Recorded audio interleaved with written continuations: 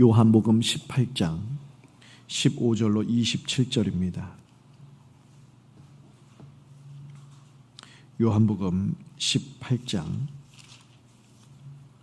15절에서 27절입니다.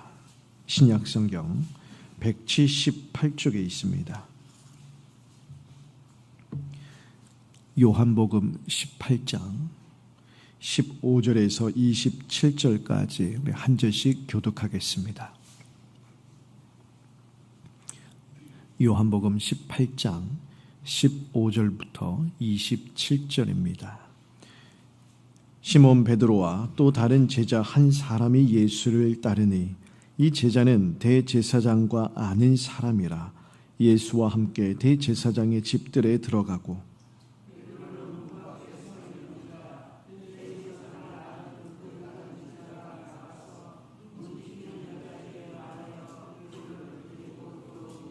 문 지키는 여종이 베드로에게 말하되 너도 이 사람의 제자 중 하나가 아니냐 하니 그가 말하되 나는 아니라 하고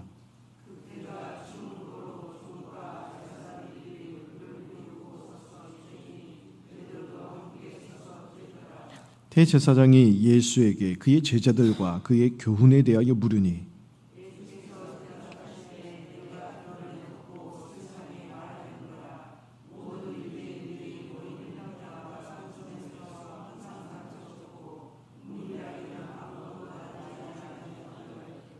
어찌하여 내게 묻느냐? 내가 무슨 말을 하였는지 들은 자들에게 물어보라. 그들이 내가 하던 말을 아느니라.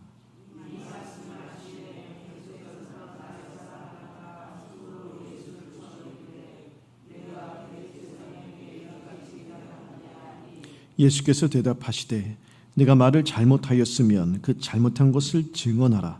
바른 말을 하였으면 내가 어찌하여 나를 치느냐 하시더라.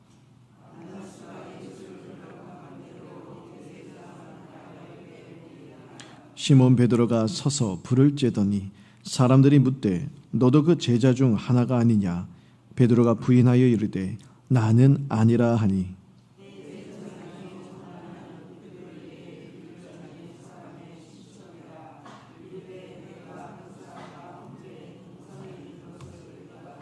함께 읽겠습니다.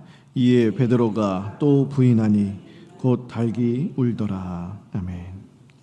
15절 16절에 보면 베드로와 또 다른 제자 한 사람, 그러니까 이 제자가 누군지 정확하게 알지 못하지만 사도 요한일 수도 있고요, 다른 제자일 수도 있는데 많은 사람들이 사도 요한 자신을 가리킨다 말을 하기도 합니다. 이 또 다른 제자 한 사람과 베드로가 무리들에게 붙잡혀 가시는 예수님의 뒤를 따라서 대제사장의 집 안에까지 들어갑니다. 그런데 이 또 다른 제자 한 사람은 대제사장과 좀 이렇게 친분이 안면이 있는 사이였던 것 같아요. 그래서 그 집 안에까지 들어가는데 베드로는 들어가지 못하고 집 밖에 서서 서성거리고 있었습니다. 그러자 이 제자가 다시 나와서 베드로를 데리고 대제사장 집 문 안으로 데리고 들어가는 것이죠. 그때 17절에 보니까 문지기 여종이 지나가는 베드로를 보고서 너도 저 사람과 함께 있던 제자 중 하나가 아니냐 이렇게 묻습니다. 그러자 베드로가 나는 아니라 예수님을 부인하지요.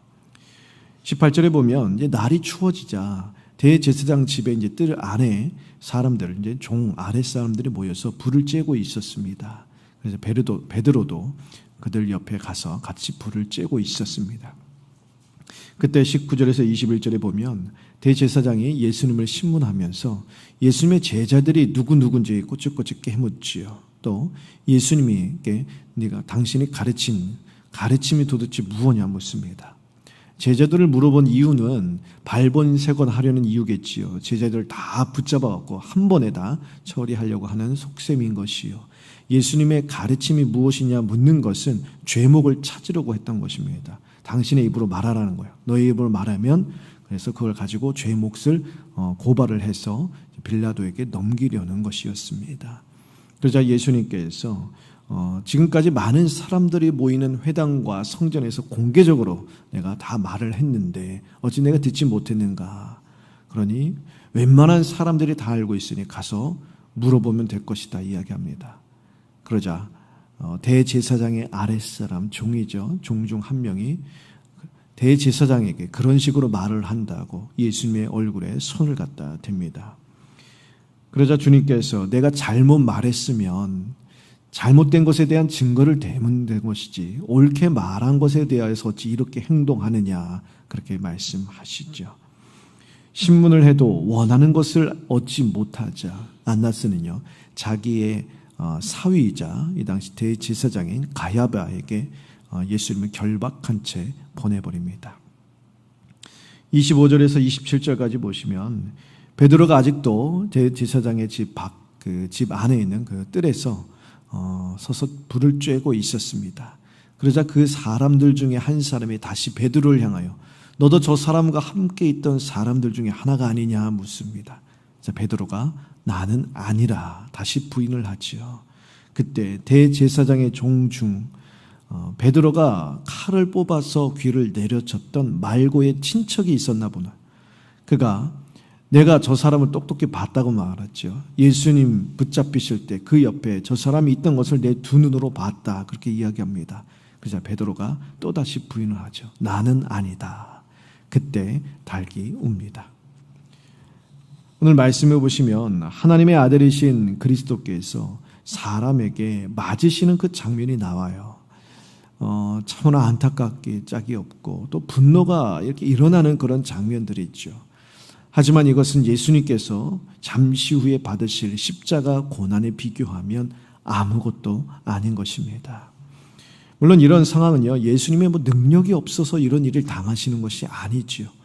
예수님은 억지로 끌려가시려 수치를 당하시는 것이 아니에요. 예수님의 죽고 나니 이런 일이 다 일어나고 있는 것이죠. 스스로 주도적으로 이런 수치와 조롱을 받는 자리로 걸어가고 계십니다. 예수님은요, 할 수만 있으면 하늘 아버지께 구하셔서 천군 천사 12군단도 더 되는 천군 천사를 호령하셔서 한 번에 다 정리하실 수 있는 권세가 있으신 분이세요. 하지만 그런 수치와 조롱을 묵묵히 감당하고 계십니다. 마치 도살장으로 끌려가는 어린 양처럼 아무 말도 없으시고 모든 고난과 수치를 다 그대로 받고 계시다는 거예요. 우리를 죄에서 구원하셔야 하기 때문에 이 길을 걸어가시기 위하여 이 땅에 오셨기 때문에 그토록 우리를 사랑하시기 때문에 십자가의 길을 걸어가고 계신다. 사도 요한이 우리에게 보여주고 있는 것입니다. 오늘 이 말씀을 통해서 우리가 알고 있지만 그래도 다시 한번 우리를 죽기까지 사랑하신 그리스도의 그 놀라운 사랑과 은혜를 깊이 묵상하는 가운데 주님을 더욱더 뜨겁게 사랑하는 믿음의 역사가 우리 심령 가운데 일어나게 되기를 바랍니다. 오늘 베드로가 3번이나 예수님을 부인합니다. 예수님이 미리 말씀해 주셨죠. 15장, 16장, 17장에서 제자들과 마지막으로 만찬을 가지실 때에 이런 일이 일어날 것이다 말씀해 주셨어요. 그럴 때 베드로는요 호언장담했습니다. 다른 제자들은 다 주님을 떠나도 나만큼은 끝까지 주님을 지키겠다고, 결코 나는 주님을 배신하지 않겠다 장담을 했습니다. 하지만 3번이나 예수님을 부인하고 말았습니다. 그때 동시에 예수님은요 대제사장 이 안나스의 신문 앞에서도 흔들림 없이 진리를 증언하시면서 끝까지 하나님의 뜻을 신실하게 이루시는 이 모습을 보여주고 계십니다. 사람은 언제든지 흔들릴 수 있어요. 사람은요 아무리 장담을 하고 아무리 결단을 해도요 그렇게 굳건하게 약속을 한다 하더라도 상황에 따라서 쉽게 무너질 수 있습니다. 쉽게 배신할 수 있어요. 하지만 우리의 선한 목자 되신 예수 그리스도는요 결코 흔들리지 않으신다는, 결코 변함이 없으시다는 거예요.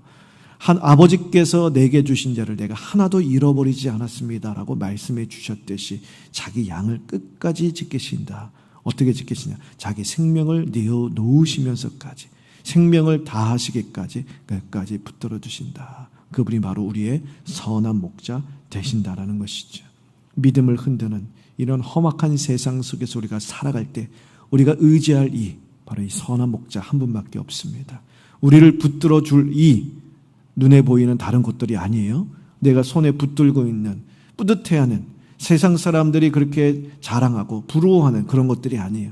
그것은 잠시 있다 사라질 안개와 같은 것들이다 라고 성경은 말하고 있습니다. 하지만 세상 끝날까지, 끝날이 아니야, 영원토록 우리를 붙들어 주시고 우리를 지켜주시는 분, 우리를 끝까지 사랑하시는 분, 바로 생명을 다하기까지 우리를 사랑하신 우리 선한 목자이신 예수 그리스도이십니다. 오늘도 그분을 붙들며 나아가게 되기를 바랍니다. 그럴 때 예수님께서 이 위협적이고 험악한 분위기 속에서도 조금 더 위축되지 아니하시고 당당하게 오직 진리만을 말씀하시며 모든 불의와 이 불법에 맞서섰듯이 우리도 진리 대신 예수 그리스도 위에서 굳건하게 서서 어떤 상황 속에서도 이 사탄이 주도하는 모든 불의에 굴복하지 않고 믿음을 지킬 수 있게 될 줄 믿습니다. 오늘 베드로가 3번 주님을 부인했습니다. 3번째 주님을 부인할 때 예수님께서 말씀하신 대로 닭이 웁니다. 베드로는 실패했어요. 하지만 예수님의 말씀은 그대로 이루어졌다는 거예요. 우리가 실패하는 자리에서도 그것이 끝이 아니에요. 예수님의 말씀은 이루어지고 있다는 거예요. 우리는 무너질지라도 우리를 붙드시는 그리스도의 사랑은 변함이 없다는 거예요. 우리가 행하는 바가 우리 뜻대로 되지 않는다고 해도 그것이 다가 아니라는 거예요. 우리가 보이지 않는 곳에서 하나님의 역사는 그대로 이루어지고 있다라는 것입니다. 이처럼 우리는 연약하고 변덕스러울지라도 주의 말씀은 반드시 이루어지고 사람의 결심, 우리의 결심은 여러 가지 상황 가운데 무너질지라도 하나님의 말씀은 반드시 성취되고 있기에 오늘 우리는 이 말씀 붙들고 기도하면서 다시 주님의 약속 붙들고 다시 주님의 이 약속, 이 말씀을 붙들고 우리의 삶의 자리로 나아가는 것입니다. 우리를 우겨싸고 있는 삶의 형편이 어제와 다를 바 없고 여전히 우리를 힘들게 짓누를지라도 여러분 보이는 것이 다가 아닙니다. 우리의 삶 가운데 하나님은 이러한 역사, 우리를 사랑하셔서 자기의 생명을 십자가에 내어놓으시기 위하여 사람들의 모든 조롱과 수치를 다 감당하시고 예수님이 얼마나 힘드셨겠어요. 이 예수님께서 말씀으로 세상을 창조하셨잖아요. 창조주세요. 자신이 창조한 이 피조물에게 의해서 뺨을 맞으실 때 얼마나 여러분 수치스럽겠습니까? 근데 그걸 다 감당하셨어요. 왜요? 우리를 구원하시게요. 우리를 사랑하시게요. 그렇게 사랑이 충만하신 분이 우리가 지금 당하고 있는 이 현실의 공고함과 괴로움을 모른 채 하고 계시겠습니까? 다 알고 계세요. 알고 계실 뿐만 아니라 그 가운데 하나님이 원하시는 바를 이루어가고 계십니다. 길을 열고 계시다고요. 우리보다 앞서가셔서 하나님이 원하신 하늘에서 이루어진 그 선하신 뜻을 이루고 계시다는 거예요. 우리가 기도하며 이 말씀 붙들고 주님을 바라볼 때 주님의 그 선한 손길을 보게 하실 줄 믿습니다. 오늘도 우리 주님의 말씀에 온전히 신뢰하며 붙들며 나아갈 때 하나님은 결코 우리 삶을 망하도록 이렇게 내버려 두시지 않으세요. 주의 말씀만 붙들고 나아가는 우리의 인생은 결코 망하지 않습니다. 오늘 우리 기도하면서 이 말씀 붙들고 나아갈 때 주님께서 믿음의 역사대로 응답하여 주셔서 하늘에서 이루신 모든 수많은 유업을 우리 삶에 소유하며 살아가도록 우리 인생 간에 큰 복을 더해 주실 줄 믿습니다. 기도하겠습니다.